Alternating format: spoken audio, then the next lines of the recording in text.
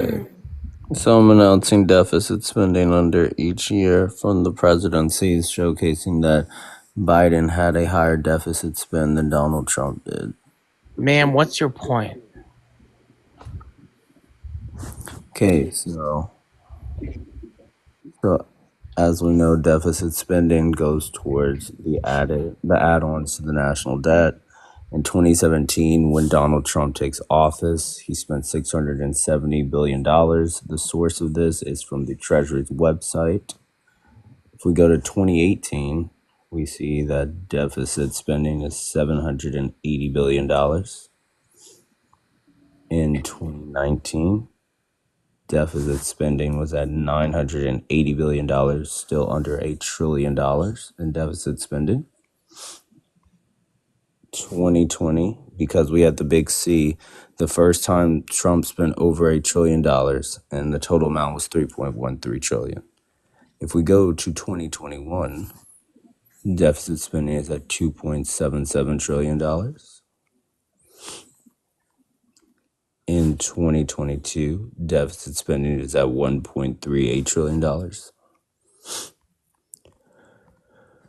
2023, deficit spending is at Okay, $1.7 we see it. trillion. What's your point? Yeah, can we mosey it along here? Can we get the narrative?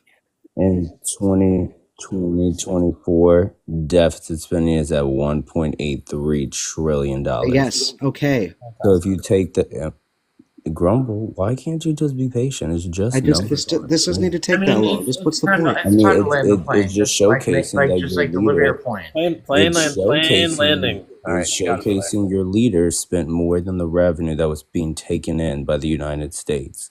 Right? So if we add up the numbers under Trump, it gets us to 5.5 trillion.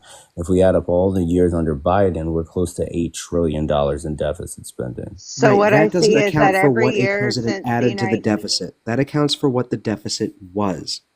It's funny because like you're reading this graph and you're repeating all the numbers to us so slowly, but like you can't draw the simplest through line through this graph.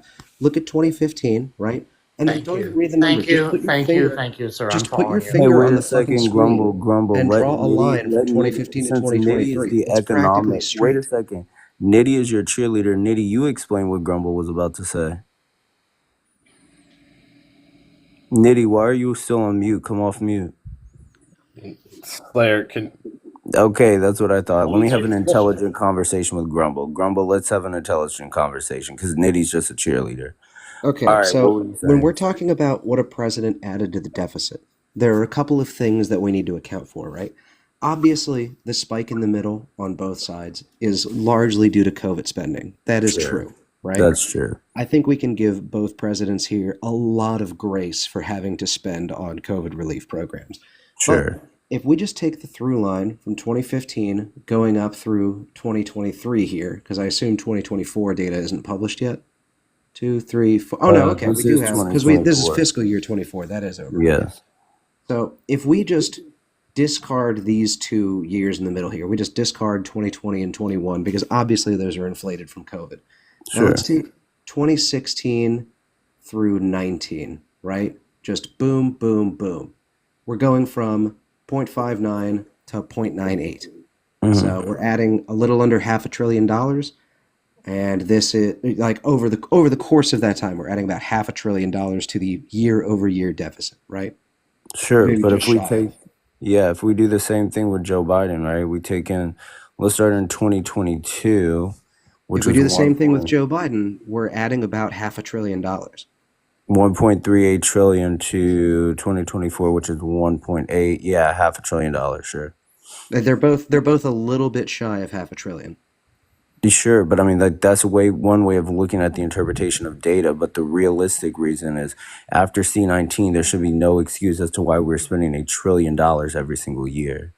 Well, the reasoning is relief from C19 that's ongoing, right? Relief from C19 in what way? What aspect are you detailing? So this would mostly be program. Well, it would partly be the Tax Cut and Jobs Act that is still costing the economy money, but that's accounted for.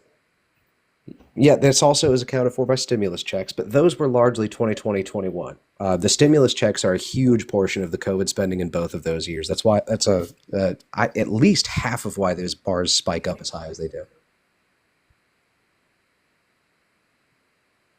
I mean, I think the stimulus checks were fine. I don't really have an overall problem with it, but I think it's worth noting that sending a bunch of stimulus checks in those years was definitely inflationary over time. With the approach, the second stimulus check was just kind of like dumb to have. It was what, $600?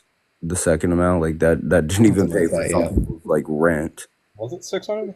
Yeah, the first one was 1,800, I think. And then the second was 600. I and think then the second was 14, and I think Biden's was 600 because the issue was that they wanted 2,000. 12. Biden's was 12. Biden gave us either 12 or 14. Biden's was 1,200 because he was touting that if Raphael Warnock and John Ossoff got in, that he would increase it to the $2,000 amount. But we had already received 600 from the second round, so he was just like, okay, I'm gonna like give you guys $1,200, and then you can add that together, and it would get you the 1,800. So yeah, part of our increasing deficit here is going to be that the relief efforts from COVID were still ongoing and not really leveling back out until this year, right? We experienced a lot of inflation, and that is not good, but we did not experience a recession, which we likely would have if it wasn't for so much quantitative easing from the Fed. And this is kind of hard because it's counterfactual. But as far as I can tell, the Inflation Reduction Act and American Rescue Plans worked because our inflation year over year stayed leagues lower than it did in any other Western developed country. The Inflation Reduction Act, after it was passed, We're also not in a submarine. The CPI triggered 3.7% the year after it was enacted. And then if you look at it now, inflation was still high. I'm comparing it to other countries because it was always going to be high. We all knew that. We all still compared to other right, like 140 nations use the US dollar as their reserve currency. So it's kind of like a bad example to say like, oh, well, the US did so well. Well, of course, unless you want to cause like a global financial crisis, the US had to do well. Well, the US doesn't always overperform every other country during economic crises, right? I don't think we outperformed every other country in the 2008 housing crisis, right? The Great Recession hit us just as hard as everybody else, but COVID did not. Right, but like there were other nations that did better than the other G7 countries that did better than the US when it came to recovery of after C-19 and quicker than we did.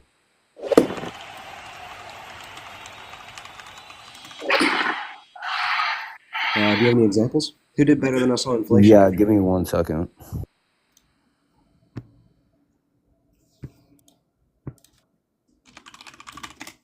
Oh, you're good. No worries. I won't touch. Okay, so here is year over year for G7 countries. As you can see, the light green line is 2021, dark blue is 2022, and yellow line is 2023. So 2021 was a year after the Big C occurred. The United States is at the far right. You can see that the United Kingdom performed better than us in 2021. Their economy recovered quickly. Italy's recovered quicker. And then also Canada's did better than, my apologies. It was France that did better than us. 2022, same thing. Most G7 countries performed better than us except for Japan. And it wasn't until 2023 that the U.S. finally did better than all the other G7 countries. But by then, they've already had 2 years of growth as compared to the 1 year of growth where the United States actually outperformed other G7 countries. And this is tracking year over year inflation? Yes. No. So why does the top of this graph say gross domestic product? CPI. GDP. Guys, why does it say figure 2, gross domestic product?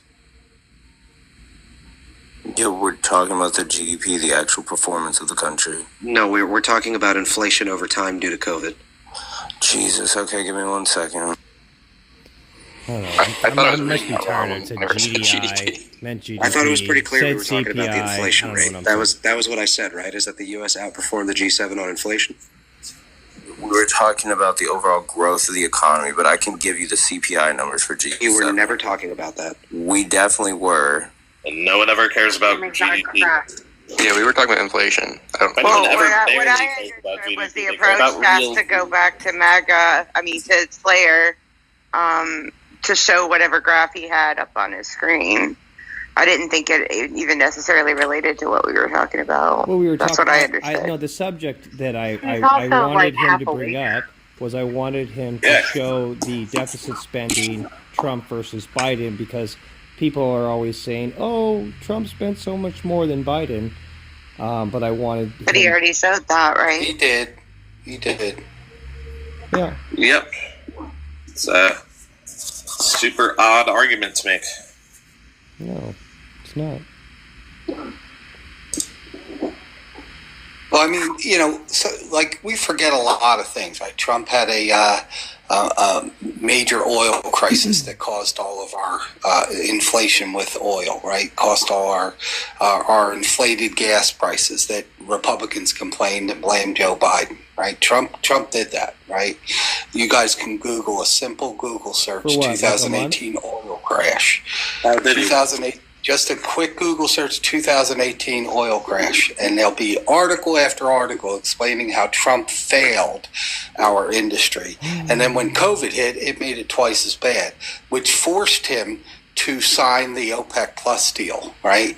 And that OPEC Plus deal hamstrung the incoming president, Biden, from being able to get more oil pumped from around the world to bring our prices down. So, but Trump also signed the Executive Order 13868, which allowed our oil companies to get through the permit process and regulations so that they can drill and lay more pipe easier, which is we're seeing the benefits of that now under the Biden administration. However, Biden went ahead and closed certain refineries and so on, which really just put a damper in that whole mess.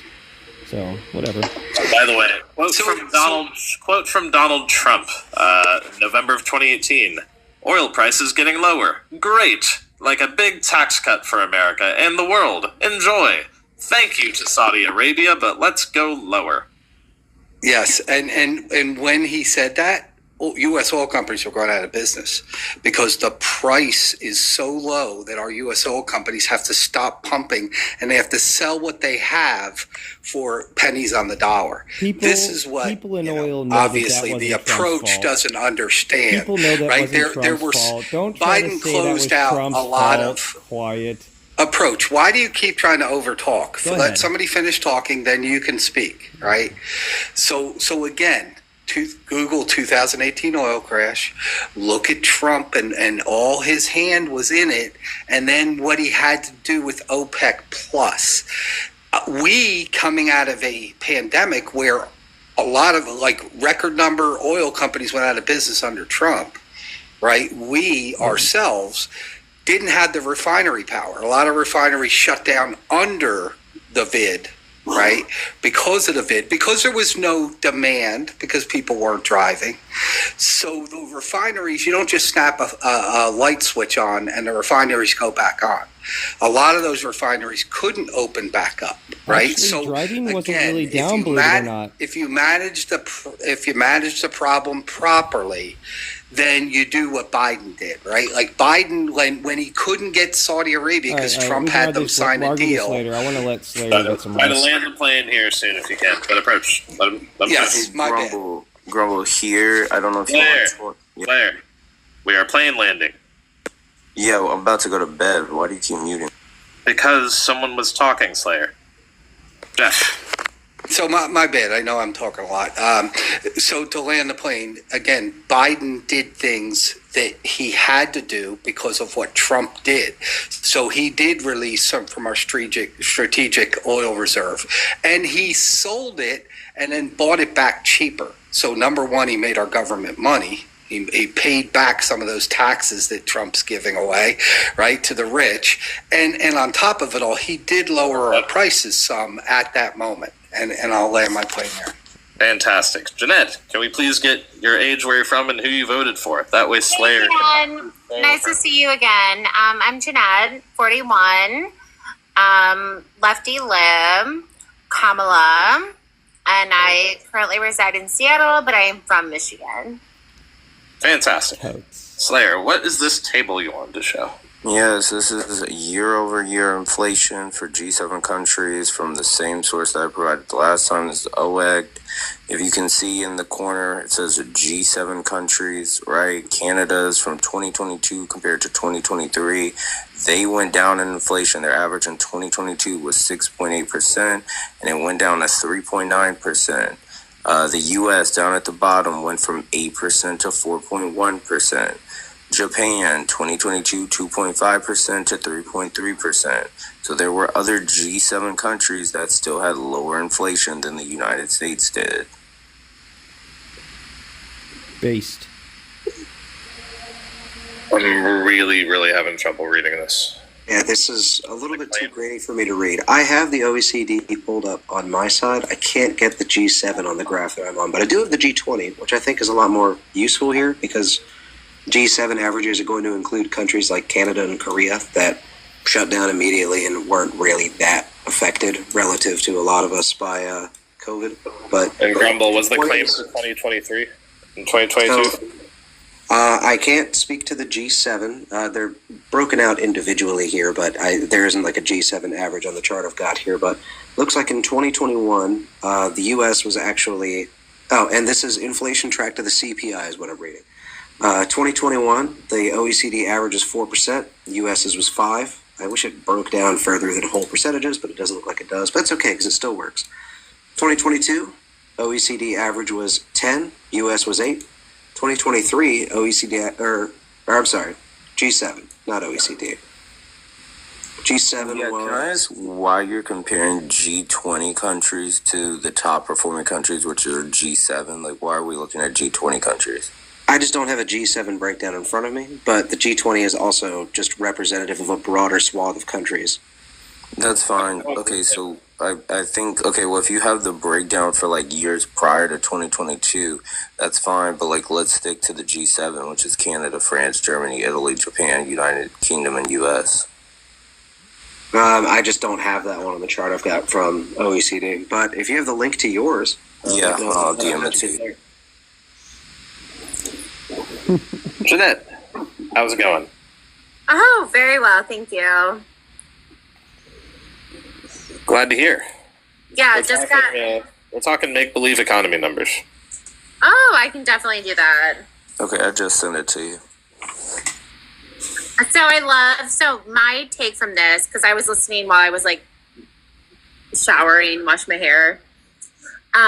So people talk about like the 2008 like crash of the economy. Like I'm from Michigan and I graduated college in 2006. And let me tell you, that crash happened in Michigan a couple years before it happened for the rest of the United States. And that's how I ended up in Florida, because that's the only place I could find a job after Michigan, all that bad stuff happened.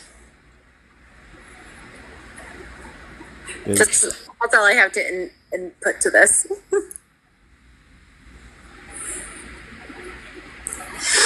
It's just another example of Democrats fixing Republican shit. Grumble, Thank you, Jeanette. Did you pull Gretchen. it up yet? Thank Gretchen Whitmer, who is now Michigan governess, who made Michigan a union state again. Grumble, did you pull it up by chance by now? What's that? Did you pull up the link he sent you? I'm still figuring out how to do that. I'm a little bit TikTok boomer. I mean, you just copy and paste it, probably. Copy paste it from where? He sent you a DM. Yeah, I don't know how to get to those from when I'm in a live without leaving it. I guess I could just... Are you on the computer? Sign in to TikTok.com and then click the inbox. Oh my gosh, I have not had an actual computer for like 10 years. I've never pulled TikTok up on my computer. Ugh. But alright. Not a good interface. Grumble, I don't know if this is the same exact one he's using because it has 24 included, but I found one that's for the OECD. It's called Consumer Price Index August 24, and it's from October 3rd, 2024. And it has the same things his has, but it has 24 added onto it.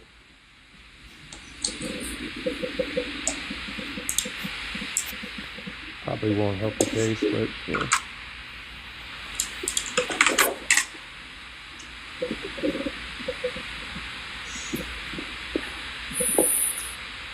Everybody having a good Sorry if weekend? I'm not paying attention. I'm chatting to people.